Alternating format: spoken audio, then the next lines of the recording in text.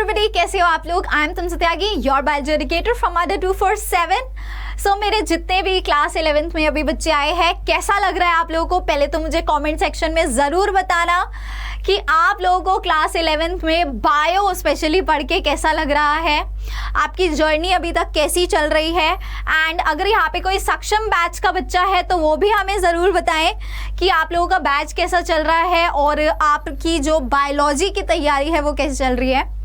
इस बीच में ये सेशन लेके आई हूँ आप सभी बच्चों के लिए, ताकि आप लोग जाने कि यार एनसीईआरटी को पढ़ना है ना, क्योंकि नीट का पेपर यहीं से आता है, सीयूईटी यहीं से आता है।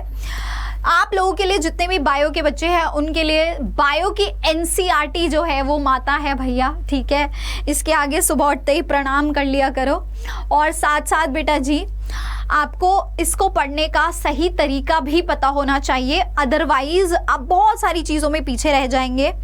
तो नीट एग्ज़ाम को क्लियर करने के लिए या फिर सीबीएसई बोर्ड एग्ज़ाम में भी अगर आपको बहुत अच्छा परफॉर्म करना है तो उसके लिए एनसीईआरटी को पढ़ने का सही तरीका क्या होना चाहिए, वो आज के इस छोटे से सेशन में मैं आपसे डिस्कस करना चाहती हूँ।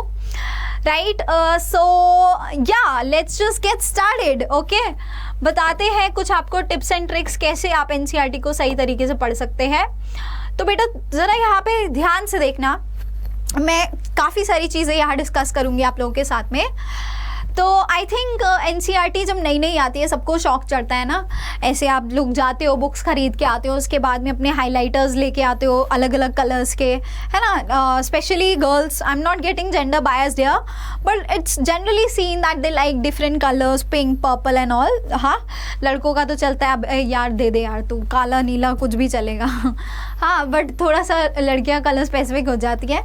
तो क्या रहता है ना, कई बार आप क्या करते हो, अपनी एनसीईआरटी को इतना रंग देते हो, इतना रंग देते हो, इतना रंग देते हो कि बाद में आपसे खुद ही नहीं पढ़ी जाती, ठीक है। वो बहुत बार देखा गया है। फिर बच्चा क्या करता है लास्ट मोमेंट पे, जब उसको खुद ही कुछ समझ नहीं आ रहा है, फिर से दोबारा एनसीईआरटी खरीद के ला रहा है। तो बेटा जी पहली बात तो आपको एक चीज़ याद रखनी है, आपको एनसीईआरटी स्टार्टिंग से लेके एंड तक सिर्फ एक ही रखनी है।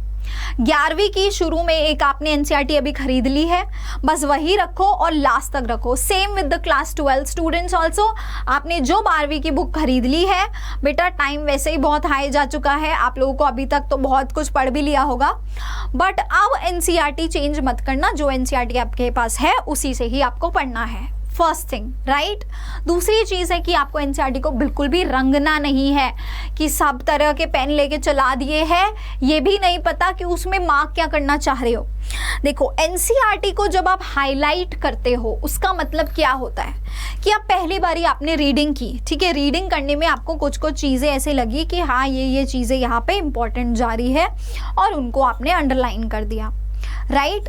वो किस लिए होता है? वो इसलिए होता है कि नेक्स्ट टाइम जब आप दोबारा रीडिंग करोगे तो वो आपका जो रीडिंग का प्रोसेस है, जो आपको शायद 1 घंटा लगा कुछ पन्नों को पढ़ने में, अब वही उन्हीं पन्नों को पढ़ने में आपको आधा घंटा लगना चाहिए, है ना। आपका टाइम रिड्यूस हो जाना चाहिए, राइट।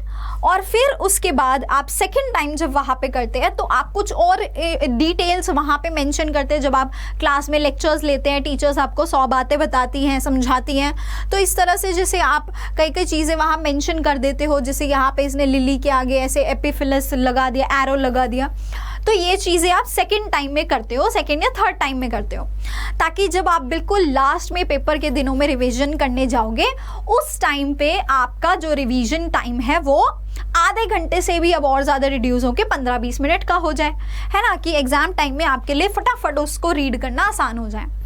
तो इसीलिए बेटा मैंने कहा कि इस तरह अब देखो ये वाली एनसीईआरटी को ज़रा आप देखो क्या किया, एक पेन लिया येलो कलर का, पूरा रंग दिया, पूरा पैराग्राफ रंग दिया।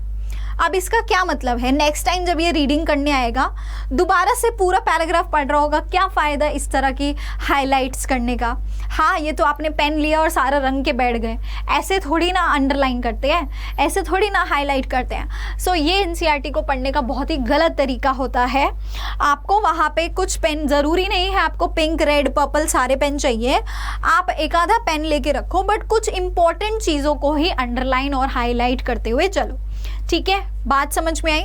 अब दूसरी चीज आती है, अब देखो आपको यहाँ पे ना शायद से कुछ ऐसे चिट्स दिख रही होंगी, if you can see here, जो ऐसे कोने में स्टेपल कर रखी है इस बच्चे ने, ठीक है, बहुत लोग करते हैं। अगर आपको इस तरह की कुछ चीज़ें ऐसे स्टेपल करनी है तो एक बात याद रखना, देखो आप यहाँ पे है डायग्राम को इसने ना कवर कर दिया है ना, हो सकता है इस डायग्राम के नीचे आपने कुछ ऐसी इंपॉर्टेंट बात लिखी हो। अब एग्जाम टाइम में जल्दबाजी में आपने क्या करा, क्योंकि यहाँ चिट लगी हुई थी, हो सकता है पूरा का पूरा डायग्राम ही ढका हो, फिर क्या करोगे आप, इतना नहीं करते आपकी सब उठा उठा के देख रहे हो। मैंने कितनी बार बच्चों को देखा बोलते हैं अरे मैम वहाँ पे ना मैंने वो अपना स्टिकर लगा दिया था और गलती से वो चीज़ मेरी छुप गई and I was not able to study that. So you don't have to do this thing. अगर आपको इस तरह की चीज़ें स्टिक करनी है तो स्टिक करके उसको फोल्ड कर दो, यहीं के यहीं फोल्ड कर दो, वो फोल्डेड चीज़ खुल जाती है, बट जो इसके नीचे चीज़ छुप गया वो शायद छुप जाए, ठीक है।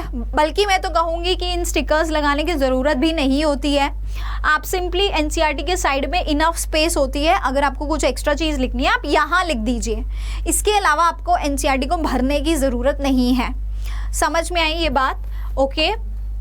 दूसरी चीज़ है, एनसीईआरटी को पढ़ते टाइम आप एक बात का ध्यान रखना कि सिर्फ टेक्स्ट इम्पॉर्टेंट नहीं होता, specially for biology it is not just the text that is important, but at the same time जो वहाँ पे डायग्राम्स होते हैं, बेटा आपको एनसीईआरटी का हर एक डायग्राम उसके नीचे का क्या डिस्क्रिप्शन दिया है, कई बार बहुत सारी इंफॉर्मेशन सिर्फ डिस्क्रिप्शन में दी होती है और वो टेक्स्ट में कहीं नहीं होती, ठीक है। जैसे आपने देखा होगा in your sexual reproduction in flowering plants, अगर कोई क्लास 12th का बच्चा रिलेट कर पा रहा है इस चीज़ से, कि वहाँ पे मल्टी कार्पस सिन कार्पस के एग्जाम्पल सारे डायग्राम्स के नीचे दिए हुए हैं, टेक्स्ट में कहीं नहीं दिए।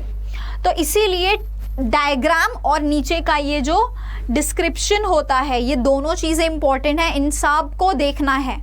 साथ साथ same goes with the tables and the descriptions. इस तरह के आपको बायो में बहुत सारे टेबल्स नजर आएंगे, आप इन टेबल्स को देखना बेटा, you will get all the informations there. Then एक और नई चीज़ मैं आपको यहाँ पे आज बताने वाली हूँ, आपको कुछ चैप्टर्स के अंदर क्या मिलते हैं, you will see the barcodes in some of the chapters.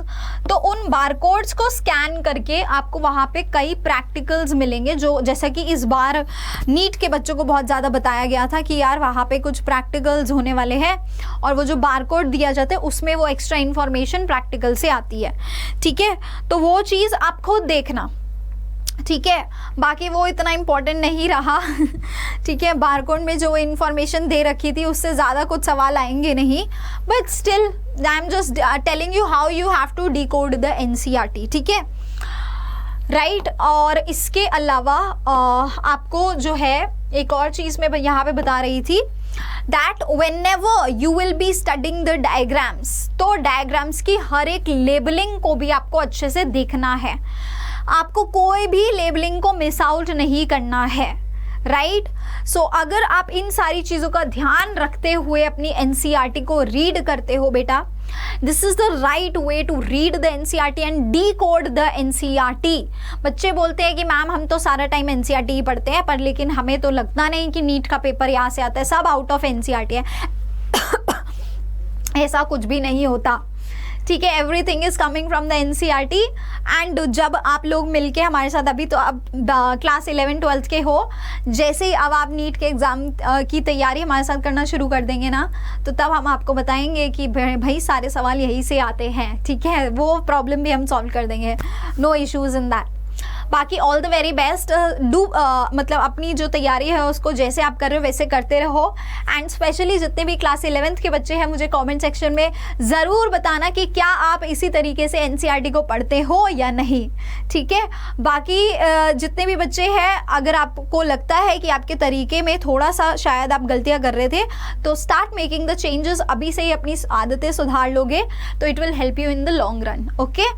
And बेटा सक्षम बैच वाले बच्चे यहाँ पे मुझे ज़रूर बताएंगे कि आपकी तैयारी कैसी चल रही है, ठीक है। And I am definitely coming very soon to teach you all. एक बार बस नीट से छुटकारा मिले मुझे, तो मैं आपके बैच को भी पढ़ाना बहुत जल्दी शुरू करने वाली हूँ। बाकी हमारे जितने भी यहाँ पे स्टूडेंट्स हैं, सक्षम बैच के अंदर मेगा ऑफर चल रहा है. So all those students who want to study from me, I am just starting to take the classes from the next week only. ठीक है, फटाफट से आप लोग अपने बैच को लेके आ जाओ. ठीक है, अपना 2000 रुपये में आपको, मतलब can you believe, you are getting पूरा साल का आपको सब्सक्रिप्शन सिर्फ 2000 रुपये में मिल रहा है. You will not get it anywhere else. But ये वैसे आपका 8699 का है, तो ये आपको 2000 में कैसे मिलेगा? ये आपको 2000 का मिलेगा बाय यूजिंग माई कोड. आपको कोड का ज़रूर इस्तेमाल करना पड़ेगा, दैट इज S456. ये कोड लगाते ही आपको इमीडिएटली 70% का ऑफ हो जाएगा. 77 in fact, not even 70, I was wrong, 77% of भैया. इतना तो कहीं मॉल में जाते हो तो कपड़ों पे भी सेल नहीं मिलता 50% से ज़्यादा. ठीक है, तो 77% ऑफ आपको तमसा मैम दिला रही है. पर तमसा मैम तब दिलाएंगी जब आप ये वाला कोड यूज़ करोगे. इस कोड का स्क्रीनशॉट ले लेना बेटा, S456. Okay, and start coming in the Saksham batch. What are you waiting for? We are going to make the धमाल. ठीक है, इस तरह की बहुत सारी टिप्स मैं वैसे भी आपके साथ शेयर करती रहूँगी, पर एक प्रॉपर बैच में मेरे साथ स्टडी करने के लिए, मेरे साथ पढ़ने के लिए आप इस बैच में ज़रूर आ जाएं. Okay, thank you so much. Bye bye and take care all of you.